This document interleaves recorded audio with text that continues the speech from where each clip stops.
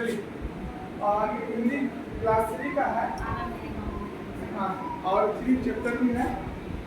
आना मेरे गांव में, आना मेरे गांव में, आना मेरे गांव में, आना मेरे गांव में, नदी किनारे गांव है मेरा, नदी किनारे गांव है मेरा, बैठ के आना नाव में, बैठ के आना नाव में, बैठ के आना नाव में, बैठ के आना नाव में, गाड़ी मोटर भी चलती है, गाड़ी मोटर भी चलती है, गाड़ी मोटर भी चलती है, गाड़ी मोटर भी चलती है, अब पूरी रफ्तार में, अब पूरी रफ्तार में, अब पूरी रफ्तार में, अब पूरी रफ्तार में, चुन्नू मुन्नी मुनिया खेले, दुनिया खेले, चुन्नी मुन्नी मुनिया खेले, दुनिया खेले, अमराई की छांव में, अमराई की छांव में, सभी लोग मिलकर रहते हैं, सभी लोग मिलकर रहते हैं, रहे नहीं अलगाव में,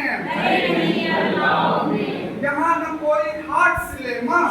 न कोई हाट सिनेमा, हाट मतलब हुआ जहाँ पे हटिया लगता है, जहाँ पे सामान मिलता है, और सिनेमा मतलब जहाँ पे पिक्चर दिखता है तब।